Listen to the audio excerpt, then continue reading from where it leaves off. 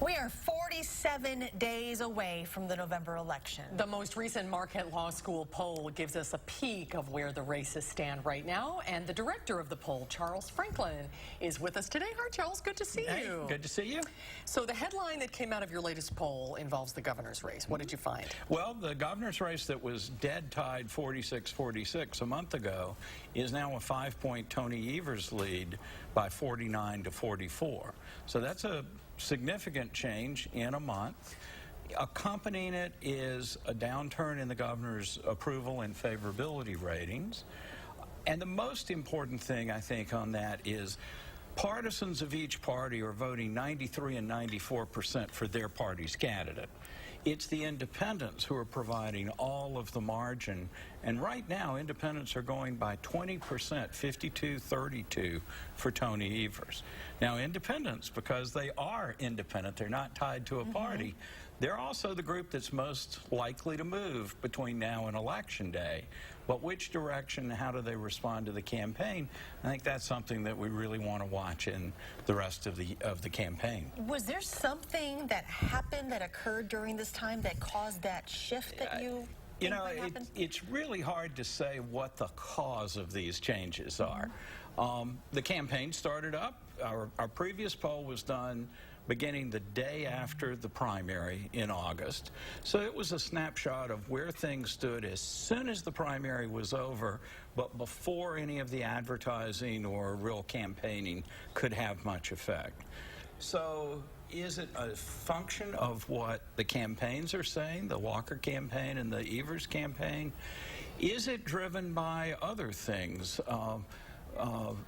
Events or issues here in the state could be one of those. We've also had flooding in the state in this period, but some of it is also probably done due to national forces. President Trump's job approval has fallen by about 3 percentage points over this period, and those national forces that are working against Republicans in this midterm election may be hurting Republicans in the state races, at least some. Let's take a look at what you found in the race for U.S. Senate with Tammy Baldwin and Leah Vukmir.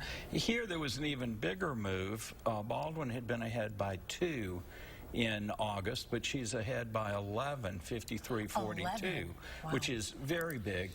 Now here there's a curious backstory. We're talking about likely voters here. Among the bigger group of everybody who's registered to vote, Baldwin has been holding a near 10-point advantage in June and in August, and and now again here. It was the likely voters that tightened that race up in August, but this month Democrats are more likely to say they're certain that they're going to vote. Or put it the other way, Republicans had an advantage in that last month, and now Democrats have an advantage in it. So it may also be that there's a shift of the likely voters now resembling the full set of registered voters a little bit more in that race. Do you think that there is something that's backing this so-called blue wave coming? Well, you know, wave elections are a function of national forces that sweep across states, sweep across congressional districts. They're often driven by the president's popularity, and there we have seen a little bit of a decline. They're also driven by the economy, but the economy's up. That's the force that's probably most likely to prevent a blue wave of really big proportions. And then finally, it's the individual campaigns that also have some control over their fate. After all, it's a 5-point governor's race, but an 11-point Senate race with exactly the same voters answering the question in those 2 races and under the same national forces. So there's the difference that the candidates and the campaigns make, that difference between 5 and 11. But can you narrow that gap in 47 days? Oh, I think so. If the gap can rise in a month, it can also shrink in a month. It depends on how issues are treated, how voters respond to it. You know, we also asked the Attorney General's race for the first time, and there the Republican incumbent, Brad Schimel, is ahead by 7 points over Josh Kaul, his Democratic challenger. So look at that range from Republican by 7 to Democrat by 11. Even though we're in very polarized partisan times, I think that's driven largely by what independents are doing, and that could change between now and Election Day very easily. It'll be interesting to see what the next poll. No doubt.